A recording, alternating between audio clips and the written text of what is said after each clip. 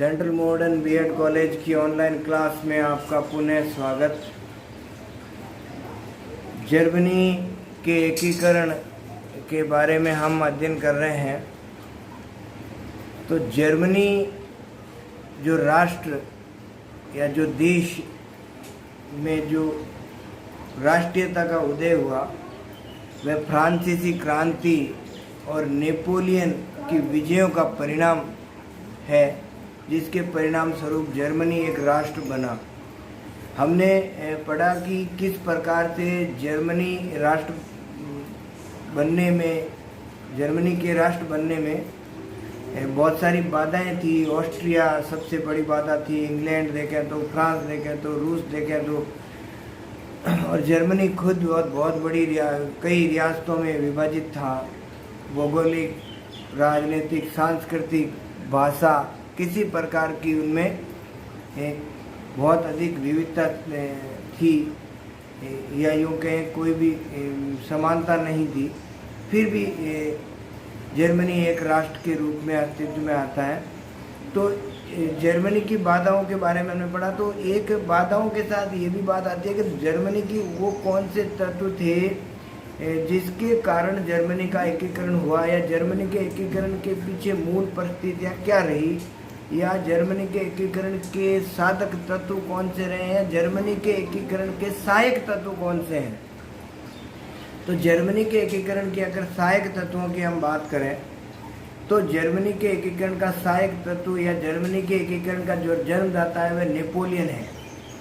तो नेपोलियन के द्वारा जो आर्थिक नीति अपनाई गई, और उस आर्थिक नीति के तहत नेपोलियन ने जर्मनी के बहुत सारे क्षेत्रों को जीतकर एक संघ का निर्माण किया, और उस आर्थिक नीति से के पीछे कोई राजनीतिक या जर्मनी के एकीकरण का कोई उद्देश्य नहीं था, लेकिन उस आर्थिक नीति ने जर्मनी के एकीकरण का एक मार्ग प्रशस्त कर दिया। तो पहला जो सहायक तत्व रहा वह नेपोलियन की विजय की नीति से जर्मनी के आर्थिक विकास हुआ, और आर्थिक विकास में लोगों की एकता की भावना बलवती हुई। तो जोल्वेरिन जो शुल्क संघ बना, जो पर्शा की पहल पर 1818 में, जर्मनी कई रियासतों में 300 से ज़्यादा रियासतों में विभाजित था, और प्रत्येक रियासत से या प्रत्येक राज्य से एक स्थान से दूसरे स्थान पर जाने पर सीमा शुल्क लगते थे। व्यापार इतना निर्बाध रूप से नहीं चल रहा था। तो उस स्थिति में हम देखते हैं कि जर्मनी के एक स्थान से दूसरे स्थान पर जाने में बहुत अधिक सीमा शुल्क लगते थे, मुद्राएं अलग थी, माप तोल अलग अलग थे। तो ऐसी स्थिति में नेपोलियन की विजय से एक जैसी नाप तोल व्यवस्था जो लागू हुई, और ऐसा एक सीमा शुल्क संगठन बना जोल्वेरिन या जोल्वेराइन। तो जोल्वेरिन या जोल्वेराइन जो सीमा शुल्क था, जो 1818 में पर्सा की पहल पर बना, और उसमें जो सदस्य राष्ट्र थे उन्होंने अपने यहाँ सीमा शुल्क समाप्त कर दिए। और जब उन्होंने अपने सीमा शुल्क समाप्त कर दिए तो सीमा शुल्क समाप्त होने से वहाँ आर्थिक विकास हुआ और एकीकृत का एक मार्ग प्रशस्त हुआ। और 1834 तक आते आते जर्मनी के बहुत सारे राज्य इस शुल्क संघ से जुड़ गए। इससे व्यापार निर्बाध रूप से होने लगा, लोगों का आना जाना, व्यापारिक प्रगति, सुख सुविधाएं, कहें तो श्रम का, पूंजी का, व्यापार का निर्बाध आवागमन प्रारंभ हुआ, जिसने आगे चलकर जर्मनी के एकीकरण का मार्ग है वह प्रशस्त कर दिया। तो एक पहला कारण नेपोलियन की विजय संयुक्त तत्व था, दूसरा जोल्वेराइन शुल्क संघ था। ठीक है, कैटल भी एक व्यक्ति महान दार्शनिक रहा है, उसने जोल्वेराइन के निर्माण की बात के बारे में कहा कि इसने जोल्वेराइन के निर्माण ने भविष्य में पर्सा के नेतृत्व में एक मार्ग है वह प्रशस्त कर दिया। ठीक इसी प्रकार एक सर फ्रेडरिक लिस्ट रहे हैं, उन्होंने कहा है कि आर्थिक रूप से जो एकता के लिए निःशुल्क व्यापारिक मार्गों पर जोर दिया गया, इसी निःशुल्क जो व्यापारिक मार्ग है वो आगे चलकर जर्मनी के एकीकरण के सहयोगी बनते हैं। दूसरा जो बड़ा कारण रहा वह रहा बौद्धिक जागृति।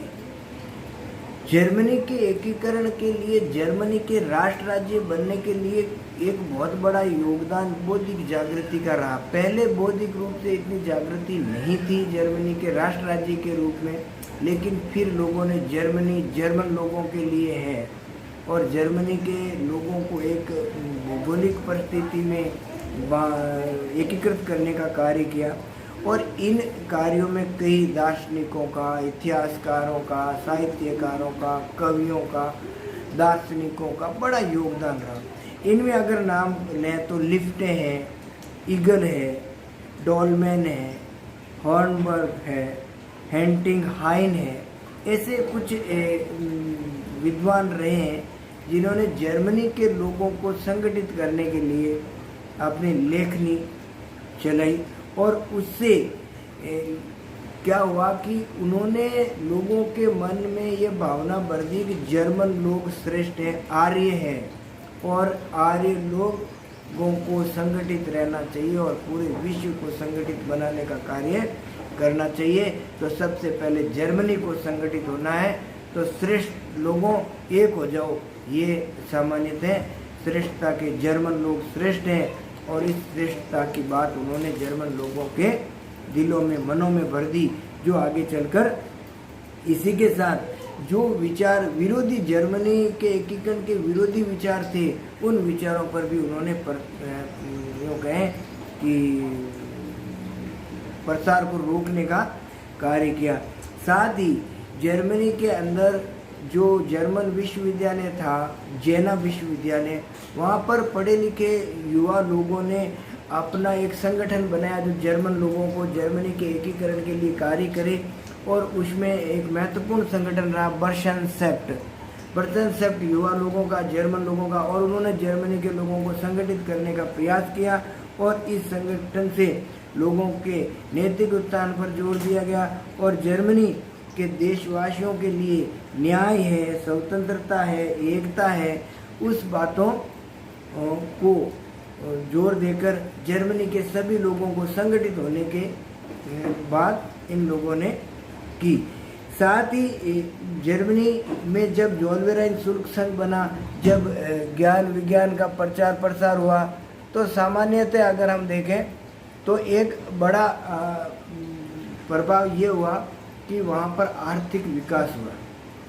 तो आर्थिक विकास भी एक जर्मनी के एकीकरण का एक बहुत बड़ा सहायक तत्व रहा है। जब आर्थिक विकास हुआ तो जर्मनी यूरोप के जो औपनिवेशिक शक्तियों के आधुनिक औद्योगिक क्रांति के देशों की श्रेणी में आ गया, क्योंकि उस समय ब्रिटेन है, फ्रांस है, यही औपनिवेशिक या औद्योगिक शक्ति थे।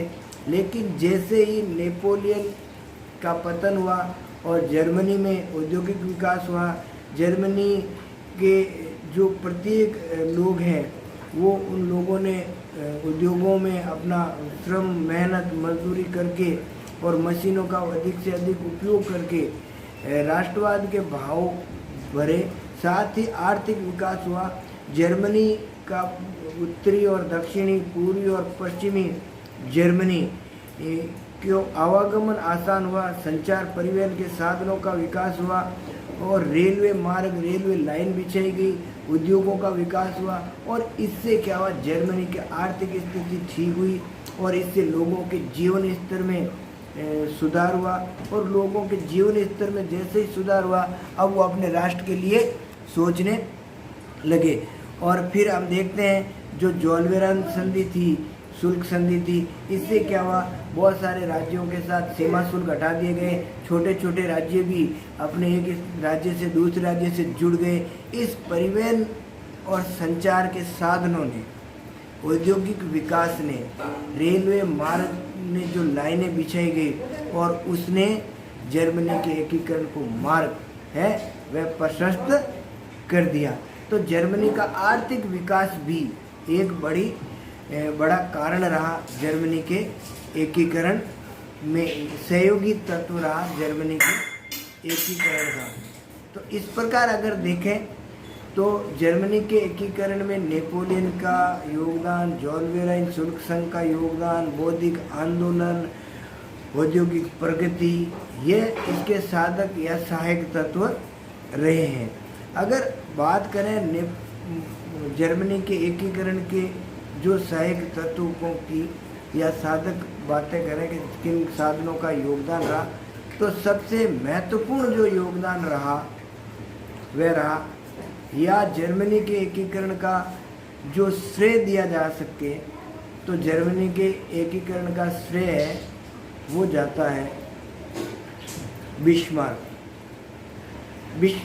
जर्मनी का ये भाग्य था, ये संयोग था कि उसे बिस्मार्क जैसा योग्य, कूटनीतिज्ञ, कुशल राजनीतिज्ञ, अंतर्राष्ट्रीय परिस्थितियों का जानकार व्यक्ति उन्हें प्रधानमंत्री मिला।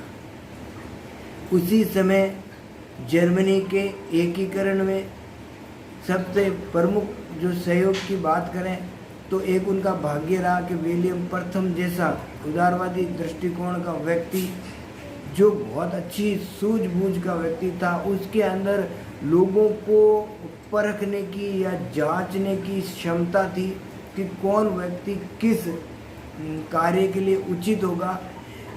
इसलिए कोई विलियम प्रथम कोई बहुत बड़ा योद्धा नहीं था, लेकिन उसमें व्यक्तियों को परखने की बहुत अच्छी क्षमता थी। इसीलिए उसने बिस्मार्क को अपना प्रधानमंत्री बनाया, वॉन रोन को अपना सेनापति बनाया और क्या नाम उसका युद्ध मंत्री बनाया। तो ऐसी स्थिति में अगर देखें तो एक सहयोग ये रहा कि बिस्मार्क जैसा, वॉन रोन जैसा, वॉन मोल्टेक जैसे और विलियम प्रथम जैसे लोगों का सहयोग मिला, जिसके कारण जर्मनी एक राष्ट्र राज्य के रूप में अस्तित्व में आया। तो इस प्रकार हम देखें जर्मनी के एकीकरण का श्रेय है वो सामान्यतः बिस्मार्क को दिया जाता है, जो उसने लोहा और रक्त की नीति के साथ अपनाया। उसकी नीतियों ने, उसके अंतर्राष्ट्रीय जो जानकारी ने जर्मनी के एकीकरण को मार्ग को प्रशस्त कर दिया। तो इस प्रकार ये जर्मनी के एकीकरण के साधक तत्व थे। अगले वीडियो में हम जर्मनी के एकीकरण के 3 चरण पढ़ेंगे।